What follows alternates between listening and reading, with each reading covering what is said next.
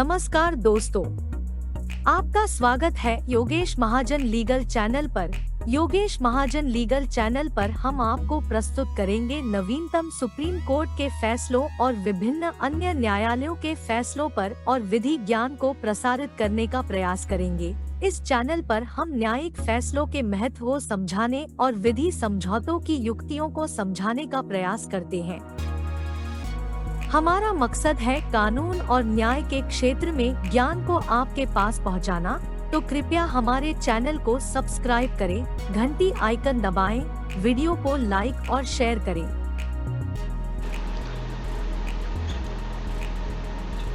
दोस्तों, माननीय supreme court ने 6 अक्टूबर 2023 को एक जजमेंट है वो प्रोनाउंस किया है। क्रिमिनल अपील नंबर 301 ऑफ 2015 और दूसरी क्रिमिनल अपील है क्रिमिनल अपील नंबर 2430 ऑफ 2014। और इसमें जो अपीलेंट हैं और appellate was state of Uttarakhand जो है, उन स्टेट ऑफ उत्तराखंड को रेस्पोंडेंट्स बनाया गया और कॉमन जजमेंट से दोनों अपील्स को डिस्पोज किया गया है।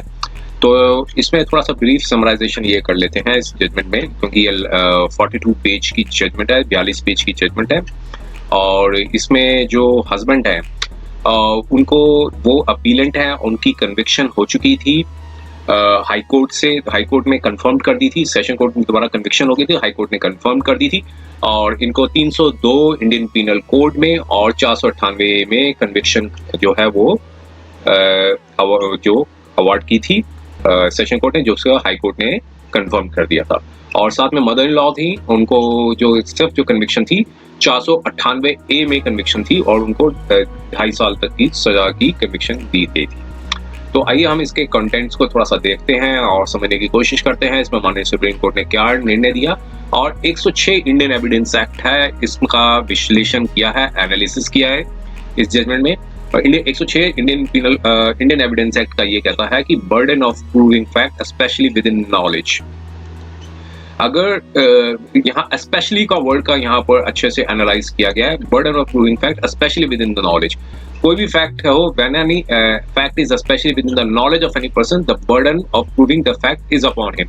तो ये बताया गया है इस जजमेंट के माध्यम से कि अगर कोई मर्डर होता है या कोई ऐसा ऑफेंस होता है और अक्यूज्ड के ऊपर प्राइम फेशिया केस एस्टैब्लिश्ड हो जाता है, तो यहाँ पर अक्यूज्ड की भी जिम्मेदारी बनती है कि वो प्रूव करे कि ये जो कुछ भी उनके नॉलेज में है उसे प्रूव करे।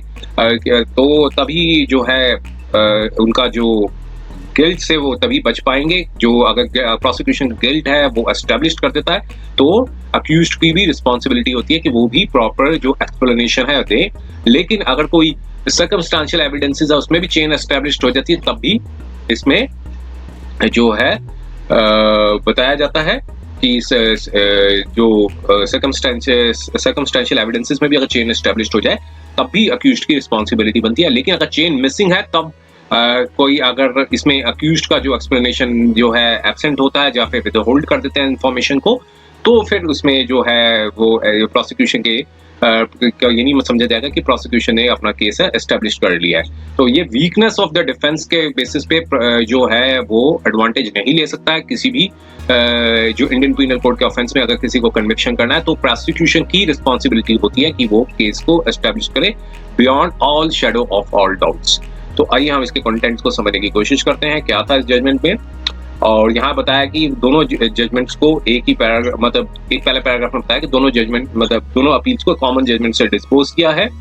और ये 2 कन्विक्ट्स थे और उन्होंने कॉमन जजमेंट को चैलेंज किया था हाई कोर्ट ऑफ उत्तराखंड की, और जिसमें क्रिमिनल अपील नंबर जो बताया 2013 और क्रिमिनल अपील नंबर 2013, जो 2 क्रिमिनल अपील्स थी जो हाई कोर्ट में डाली गई थी वो खारिज कर दी गई थी।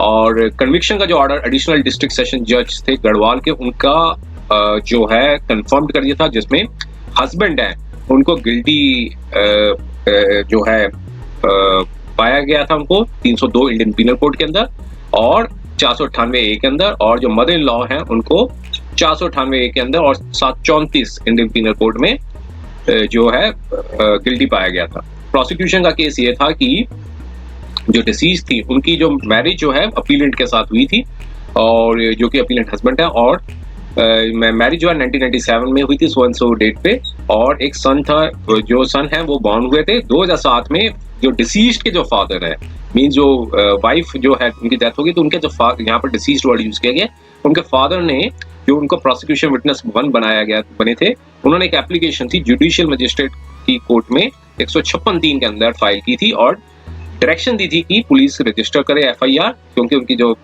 डेथ हुई है डॉटर की सस्पिशियस सर्कमस्टांसेस पे, और जुडिशियल मजिस्ट्रेट साहब ने 4 जून 2006 को एक ऑर्डर था वो पास किया था। वो ऑर्डर के कंटेंट्स यहाँ बताए गए हैं और इसके बेसिस पे ये पूरा डिटेल ऑर्डर दिया गया था, और जो ऑर्डर पास हुआ था उसके बेसिस पे FIR रजिस्टर्ड की थी police so and so police station में सो एंड सो डेट को 2007 में, मतलब जून 2007 में 302, 498 और 34 इंडियन पीनल कोड में, और सेक्शन 3 और 4 डाउरी प्रोहिबिशन एक्ट के भी लगाए गए थे।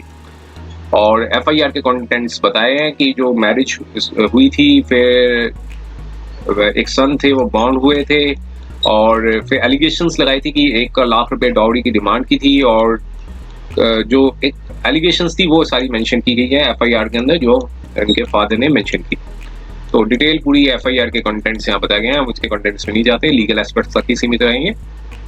FIR के होने के बाद इन्वेस्टिगेशन हुई और बॉडी को दिल्ली लाया गया और पोस्टमार्टम हुआ, और पंचनामा जो था वो इंडिपेंडेंट पंच विटनेस के तौर पे हुआ, और विटनेस के स्टेटमेंट्स भी रिकॉर्ड किए इन्वेस्टिगेटिंग ऑफिसर ने सेक्शन 161 CRPC में, जो विटनेस के स्टेटमेंट 161 CRPC में रिकॉर्ड किए जाते हैं। और विस्करा कलेक्ट हुआ था पोस्टमार्टम में, जो विस्करा था वो कलेक्ट हुआ था और फॉरेंसिक साइंस लेबोरेटरी में भेजा गया, और दोनों अक्यूज्ड को जो अपीलेंट्स थे उनको अक्यूज्ड में आ गया, तो उनको अरेस्ट किया गया था और जुडिशियल कस्टडी में जो है भेजा गया था। इन्वेस्टिगेशन कंप्लीट होने के बाद चार्जशीट थी वो फाइल हुई, और ट्रायल कोर्ट ने जो है के समक्ष जो है अपीलेंट्स ने अपने आप को कहा कि वो गिल्टी नहीं है और ट्रायल फेस करना चाहते हैं। प्रोसिक्यूशन ने सारे ओरल एविडेंसेस लीड किया, जिसमें फादर ऑफ डिसीज थे, डॉक्टर जिन्होंने पोस्टमार्टम किया था उनको प्रोसिक्यूशन विटनेस 2 बनाया गया, अंकल ऑफ डिसीज थे जो प्रोसिक्यूशन विटनेस 3 बनाया गया, और कई विटनेसेस और थे जिसमें सब इंस्पेक्टर को भी, सीनियर सब इंस्पेक्टर को भी बनाया गया, हेड कांस्टेबल, पोस्टमार्टम रिपोर्ट थी उसको एग्जिबिट बनाया गया KA4, इंक्वेस्ट रिपोर्ट भी बनाया गया, और जो लेटर्स थे डिसीज ने फादर को लिखे थे PW1 जो बनाया गया उनके एग्जिबिट्स भी मार्क किए गए, और उसके बाद अपीलेंट्स को एग्जामिन किया गया। अपीलेंट्स ने जो है अपने डिफेंस विटनेसेस एग्जामिन किए, और जिसमें एक जो सन है उनको DW1 बनाया गया, और एक जो कजन ब्रदर थे डिसीज्ड के उनको डिफेंस विटनेस 2 बनाया गया। और इसके बाद ओरल एविडेंस कंक्लूड होने के बाद स्टेटमेंट्स थी अपीलेंट्स की रिकॉर्ड करी गई ट्रायल कोर्ट द्वारा, और 2 स्पेसिफिक क्वेश्चंस थे जो ट्रायल कोर्ट ने प्रस्तुत किए थे जो अक्यूज्ड के समक्ष, और जिसके बेसिस पे कन्विक्शन हुई थी। और वो इंपॉर्टेंट क्वेश्चंस थे, वो ये थे, पहला क्वेश्चन ये पूछा था ट्रायल कोर्ट ने कि इसके अलावा आप कुछ और कहना चाहते हो, तो उन्होंने कहा था कि मैं इनोसेंट हूँ, कंप्लेनेंट ने फॉल्स केस जो है लॉन्च किया है। क्वेश्चन नंबर 15 में पूछा था कि पॉइजन पाया गया है विस्करा ऑफ द डिसीज्ड की विस्करा में पॉइजन पाया गया है, इसके बारे में आप क्या कहना चाहते हो? तो उन्होंने आंसर दिया कि कोई नॉलेज नहीं है कि किस तरह पॉइजन पाया गया, लेकिन डिसीज थी, एक हार्ट पेशेंट थी, वो यूज्ड टू कंज्यूम मेडिसिन वो है वो लेती थी। मदर का जो इन लॉ थी उनकी भी स्टेटमेंट 313 में रिकॉर्ड की, उन्होंने कहा कि वो बेकसूर है और कि फॉल्सली इम्प्लीकेट किया गया है उनको। ट्रायल कोर्ट ने एविडेंसेस लिए ऑरल और डॉक्यूमेंट्री, और पाया कि जो हस्बैंड है गिल्टी हैं, 302 में उनको जो है सजा सुनाई, 498 में भी, और ट्रायल कोर्ट ने रिगरस इम्प्रिजनमेंट के साथ 10,000 रुपए का फाइन भी लगाया। मदर इन लॉ को अक्विट कर दिया मर्डर के चार्जेस से, लेकिन कन्विक्शन कर दी थी 498 के अंदर, और 2.5 साल की सजा है वो सुनाई थी। और इसके बाद ट्रायल कोर्ट ने जो अपनी फाइंडिंग्स थी वो रिकॉर्ड की थी, जिसमें बताया था कि प्रोसिक्यूशन जो है क्लियर एविडेंस नहीं ला सका कि विक्टिम को पॉइजन दिया गया, लेकिन हरासमेंट जो है PW1 और PW2 ने अपने एविडेंसेस प्रोड्यूस किए थे, जो कि एग्जिबिट A1 बनाया गया, A2 भी बनाया गया, और जो डेथ जो पॉइजन जो था वो विस्करा रिपोर्ट में पाया गया है। तो जो डिफेंस ने कुछ भी ऐसा नहीं सामने ला सके कि किस तरीके से डिसीज्ड की बॉडी में वो पॉइजन आया है, और अक्यूज्ड की स्टेटमेंट रजिस्टर्ड हुई थी 313 के अंदर। ये सारा जो है डिटेल ऑर्डर था, उसके कंटेंट्स में अभी नहीं जाते ज़्यादा, क्योंकि इसका एनालिसिस क्या किया कोर्ट ने हम उसमें समझने की कोशिश करेंगे। सारी पूरी की पूरी ऑर्डर शीट थी। उसके बाद सेटिस्फाइड नहीं हुए थे ट्रायल कोर्ट की जजमेंट से, तो फिर हाई कोर्ट में अपील डाली गई थी। हाई कोर्ट ने डिसमिस कर दी थी दोनों अपील को। और तो यहाँ ये बताया कि डाउट जरूर था कि उन्होंने, इसलिए जब जो डेथ हुई थी वो अननेचुरल सर्कमस्टांसेस में हुई थी, इसलिए उनको डाउट था, तो इसलिए उन्होंने पोस्टमार्टम की थी। पोस्टमार्टम कंडक्ट की गई थी और डॉक्टर ने जिन्होंने पोस्टमार्टम किया था वो डिटरमाइन नहीं कर पाए कि रीजंस क्या थी डेथ की। ये हाई कोर्ट ने अपनी जो जजमेंट थी उसमें बताया था और ये जजमेंट को उन्होंने अफर्म्ड किया था और ये पाया था कि विस्कर रिपोर्ट जो है फॉरेंसिक साइंस लेबोरेटरी में भेजी गई थी आगरा में, और वहाँ अल्युमिनियम फॉस्फाइड है वो पाया गया था। और ये सारा जो ऑर्डर जजमेंट थी वो उसमें मेंशन की थी। आप सबमिशन सुनेंगे और कोर्ट ने कहा कि कोई किसी प्रकार का एविडेंस नहीं है और हस्बैंड जो है वो दिल्ली में काम करते थे और डिसीज जो है वो अपने सन के साथ नेटिव टाउन में, होम टाउन में रह रही थी। और क्योंकि वो जो है डिसीज जो है वो ठीक नहीं थी और ये हार्ट एलिमेंट की इनकी प्रॉब्लम थी। और पोस्टमार्टम और ऑरल एविडेंस जो है वो बताता है कि जो हार्ट था वो इनलार्ज्ड हो गया था और जो एलिमेंट थी कुड बी जो रिलेटिंग टू द हार्ट की वजह से सडन डेथ हुई है। और किसी भी प्रकार का जो विटनेस ने यही साबित कर पाया कि किसी प्रकार की हरासमेंट दी थी हस्बैंड और मदर इन लॉ ने। और साथ में बताया कि ये हस्बैंड ही थे जो डेड बॉडी है दिल्ली को from Delhi to village to Uttarakhand, Delhi से उत्तराखंड जो है बॉडी को हस्बैंड ही लेकर आए थे। और ये सारे कंटेंशंस थे ये जो अपीलेंट ने अपने आर्गुमेंट्स में रेज किए थे और सबमिशंस थे स्टेट की तरफ से भी। अब कोर्ट ने क्या अपना एनालिसिस किया, हम उस पर चलते हैं। एनालिसिस ये किया कि जो कॉज ऑफ डेथ थी वो पॉइजनिंग से हुई थी और विस्करर रिपोर्ट जो है उसमें पाया गया था अल्युमिनियम फॉस्फाइड है। अल्युमिनियम फॉस्फाइड जो है एक फ्यूमिंगेंट है जो कि इंसेक्ट और रोडेंट और फूड ग्रेन्स को कंट्रोल करने के लिए यूज किया जाता है।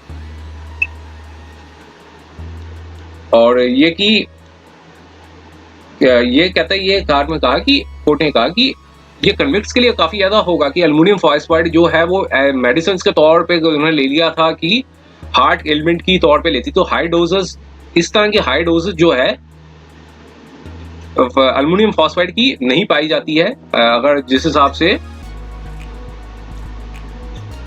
जो मेडिसिन के तौर पे अगर ली जाती, तो अगर मेडिसिन के तौर पे अगर गलती से भी ली होती तो इस अमाउंट पे जो अल्युमिनियम फॉस्फाइड बॉडी में नहीं पाई जाती है। तो जो थ्योरी थी जो डिफेंस ने दी थी वो एक तरह की एब्सर्ड है एकदम। और एक्सपर्ट विटनेस जो डॉक्टर के समक्ष भी कोई क्वेश्चंस नहीं लिया, फाइल मतलब पुट अप किया गया। और अब इस सर्कमस्टांसेस ये इन्फ्लुएंस किया जा सकता है कि अल्युमिनियम फॉस्फाइड या तो लिक्विड फॉर्म में ली गई हो या फिर टैबलेट के तौर पे ली गई हो, जो कि अक्यूज्ड हस्बैंड ने ला के दी हो और डिसीज्ड को दे दिया हो। और थ्योरी ऑफ सुसाइड जो बताई गई है अपीलेंट द्वारा कि उन्होंने हो सकता है सुसाइड की हो, तो यहाँ पर एक ग्राउंड ये भी लिया गया था कि कन्विक्शन 302 में नहीं होनी चाहिए बल्कि 306 के अंदर जो इसमें अबेटमेंट टू सुसाइड है उसके लिए हस्बैंड को प्रोसिक्यूट किया जाना चाहिए। तो यहाँ पर अब कोर्ट ने अपना एनालिसिस किया था कि जो सुसाइड की जो थ्योरी है वो भी पुट अप की गई थी। और अगर ये यहाँ पर बताया कि अगर कन्विक्ट हस्बैंड जो है वो डिसीज्ड को ये एक दिल्ली के संजय गांधी हॉस्पिटल में क्यों लेके गए, अगर ये कुछ एविडेंस दिखाने चाहिए थे कि वो हॉस्पिटल लेके गए थे, किस तरह के व्हीकल पे लेके गए थे, किसने अटेंड किया था डिसीज्ड को हॉस्पिटल में इस प्रेजेंट केस में। तो ये बहुत बिलीव करना मुश्किल है कि वो डिसीज्ड को हॉस्पिटल में लेके गए थे और डिक्लेयर डेड हुई थी अराइवल में। हॉस्पिटल अथॉरिटीज ने अलाउ कर दिया था कन्विक्ट हस्बैंड को, किस तरीके से कन्विक्ट हस्बैंड को अलाउ कर दिया था कि वो डेड बॉडी जो वाइफ की घर लेके जा सके। तो ये मेडिकल लीगल केस था, तो हॉस्पिटल जो है वो जरूर इन्फॉर्म कर देता, अगर वो लेके गए होते हॉस्पिटल तो जरूर इन्फॉर्म कर देता पुलिस को। तो ये ड्यूबियस कंडक्ट है कन्विक्ट हस्बैंड का कि उन्होंने नहीं बताया फैमिली मेंबर्स को कि जो उनकी बेटी की डेथ हो गई है। तो फर्दर स्टेटमेंट में कन्विक्ट हस्बैंड ने कहा था कि उन्होंने इन्फॉर्म किया था family members of the deceased, लेकिन जो प्रोसिक्यूशन विटनेस PW3 हैं जो अंकल हैं डिसीज्ड के, उन्होंने अपना एविडेंस में क्या डिपोज किया था वो सारा उन्होंने यहाँ पर नरेट किया, कोर्ट ने एनालाइज किया उन्होंने, और ऑरल एविडेंस PW1 को भी एनालाइज किया उन्होंने, क्या डिपोजिशन थी पूरा कोर्ट ने यहाँ पर एनालाइज किया। अब दोनों लेटर्स भी डिसीज ने फादर को लिखे थे PW1 को, और दोनों लेटर्स थे वो प्रूफ हो गए थे। और लेटर्स जो था 2004 का उसको KA1 बनाया गया था, उसका कंटेंट्स भी यहाँ पर नरेट किया पूरा का पूरा। और एक दूसरा लेटर था उसके भी जो है पूरा लेटर के कंटेंट्स हैं, कोर्ट ने एनालाइज किया उन सबको। अब लीगल एस्पेक्ट्स पे आते हैं। यहाँ पर कोर्ट ने बताया कि सेक्शन 106 इंडियन एविडेंस एक्ट का क्या कहता है, लॉ क्या कहता है एप्लीकेबिलिटी ऑफ 106 का। तो यहाँ पर बर्डन ऑफ प्रूफ है, यहाँ पर बताया था जैसे specially with in the knowledge है, तो यहाँ पर वर्ड स्पेशली वर्ड यूज किया गया है। और जब किसी जो पर्सन के पास नॉलेज हो इस चीजों की, तो बर्डन भी प्रूफ उसके ऊपर ही होता है कि वो प्रूफ करे। स्पेशली वर्ड यहाँ पर यूज किया है कोर्ट ने, बताया कि exceptionally with in the knowledge of the accused के लिए बनाया गया है कि ऑर्डिनरी रूल ये अप्लाई करता है कि क्रिमिनल ट्रायल्स पे ऑनर्स जो है वो लाइक करता है प्रोसिक्यूशन की प्रूफ करे गिल्ट की अक्यूज्ड को। और अगर वो प्रूफ प्राइम फेशिया अगर कोर्ट ने बताया कि प्राइम फेशिया अगर प्रोसिक्यूशन प्रूफ कर देता है, तो ऐसे केस में जो है अक्यूज्ड के ऊपर रिस्पॉन्सिबिलिटी बनती है कि वो अपना एक्सप्लेनेशन दे। तो सारी जजमेंट्स आई थी, उन सबको कोर्ट ने अच्छे से एनालाइज किया। यहाँ पे सारी जजमेंट्स इससे रिलेटेड थी, 106 से रिलेटेड थी। और फाइनली आउटकम पे चलते हैं हम थोड़ा सा। सारी जजमेंट का एनालिसिस करने के बाद यहाँ पर देखते हैं अब इसमें कंटेंट्स को, कि इस सिचुएशन में कि जो अक्यूज्ड को एक्सप्लेनेशन देना होता है कि क्या रीजनेबली ट्रू है इन दी प्रूफ सर्कमस्टांसेस पे। अक्यूज्ड को बेनिफिट ऑफ रीजनेबल डाउट मिल सकता है, तो अगर वो प्रूफ नहीं कर पाता है, इवन वो प्रूफ नहीं कर पाता था बियॉन्ड रीजनेबल डाउट की एक्सप्लेनेशन उससे मांगा जाए, बेशक वो बियॉन्ड रीजनेबल डाउट अपना एक्सप्लेनेशन ही प्रूव कर सकता है, तब भी उसको बेनिफिट ऑफ डाउट मिल जाता है। लेकिन अगर कुछ भी एक्सप्लेनेशन नहीं देता, या फिर फॉल्स एक्सप्लेनेशन दे देता है, या फिर अनएक्सेप्टेबल एक्सप्लेनेशन दे देता है, तब ऐसे केस में जो है वो सर्कमस्टांसेस उसके अक्यूज्ड के अगेंस्ट में जाते हैं। तो ये जो लैंग्वेज थी प्रोफेसर गैल्वेने विलियम्स की, कोर्ट ने उसको कोट किया।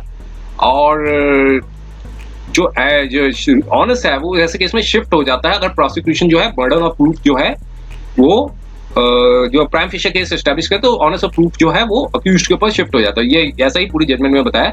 अब प्राइम फेशिया केस क्या होता है 106 का, वो डिस्कस किया एट फर्स्ट साइट और फर्स्ट व्यू के ऊपर। तो ये सारी इसके एनालिसिस किया जजमेंट्स के ऊपर, जो लीगल एस्पेक्ट्स को एनालिस किया। 106 का जो है अप्लाई करता है केसेस में जब prosecution successfully it could have said to be succeeded in proving the facts। अब फैक्ट्स को प्रूव कर देता है तो फिर उसमें रीजनेबल इन्फ्रेंसेस निकाले जा सकते हैं कि जिसकी वजह से डेथ हुई है।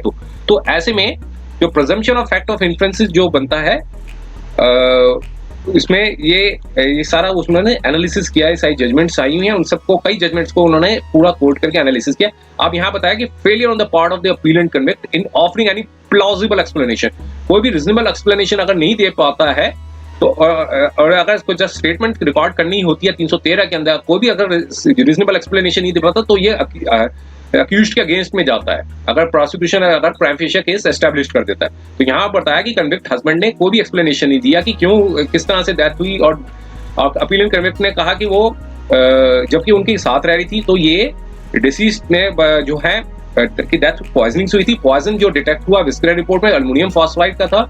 और अपीलेंट ने को कन्विक्ट जो पिक्चर की जो उन्होंने एक पिक्चर जरूर बताई कि वो बीमार रहती थी और वो संजय गांधी हॉस्पिटल में लेके गए, लेकिन कोई भी ऐसा एविडेंस वो नहीं लेकर आए। और इसमें कन्विक्ट को कुछ सम एविडेंस दिखाने चाहिए थे कि किस तरह जिससे वो लेकर उससे साबित करे कि वो संजय गांधी हॉस्पिटल में लेकर आए, लेकिन वो इस बारे में वो कंप्लीट साइलेंट रहा इस इशू पे। और किस मैनर पे वो लेके गए कुछ भी ऐसा कुछ नहीं बताया उन्होंने। और तो ये वो अगर डिक्लेयर्ड डेड थी, तो हॉस्पिटल ने, ये भी डिफिकल्ट है कि हॉस्पिटल ने कैसे अलाउ कर दिया कि डेड बॉडी को घर लेके जा सके और बिना लीगल फॉर्मेलिटीज के करने के। तो ये सारी चीजों को एनालाइज करने के बाद फाइनली आउटकम में ये गया कि फाइनल जजमेंट का ये व्यू पे चलते हैं। फाइनली सारी जजमेंट्स को एनालाइज करने के बाद ये बताया कि यहाँ पर अपील जो है फेल होती है डे बाय डिसमिस्ड, क्योंकि अब ऐसे केस में कोर्ट ने कहा कि इस जो कोर्ट्स है वो सेंसिटिव होती हैं जिसमें क्राइम्स अगेंस्ट द वुमेन होती है। तो जिनमें क्राइम अगेंस्ट वुमेन है तो कोर्ट में काफी ज्यादा सेंसिटिव होती हैं। तो ऐसे में दोनों की जो अपील्स थी फेल होती हैं, डिसमिस की जाती है। लेकिन जो मदर इन लॉ को कन्विक्टेड किया गया था सिर्फ 498 में, तो हम उतनी सेंटेंस ही अवार्ड करते हैं जितनी वो ऑलरेडी जा चुकी, मतलब अंडरगॉन जितनी वो ले चुकी हैं। अगर वो बेल पे हैं तो अगर बेल पे हैं तो उनको सरेंडर करने की जरूरत नहीं, और बेल बॉन्ड्स हैं वो डिस्चार्ज किए जाते हैं। तो इसलिए ये जजमेंट आई थी 6 अक्टूबर 2023 की। उम्मीद है कि यह वीडियो आपको पसंद आया होगा। अगर आपने अभी तक हमारे चैनल को सब्सक्राइब नहीं किया है तो कृपया इसे सब्सक्राइब कर ले और बेल आइकन दबाकर नोटिफिकेशन प्राप्त करें ताकि आप हमारे नए वीडियो से अपडेट रह सकें। अगर आपको यह वीडियो पसंद आया हो तो कृपया लाइक करें और अपने दोस्तों के साथ शेयर करें। हमारे चैनल पर आपको न्यायिक मुद्दों, कानूनी सलाह और कानूनी अपडेट्स के बारे में नवाचारिक और महत्वपूर्ण जानकारी मिलेगी। हमारे साथ बने रहें, क्योंकि योगेश महाजन लीगल आपके कानूनी सवालों का सहायक है।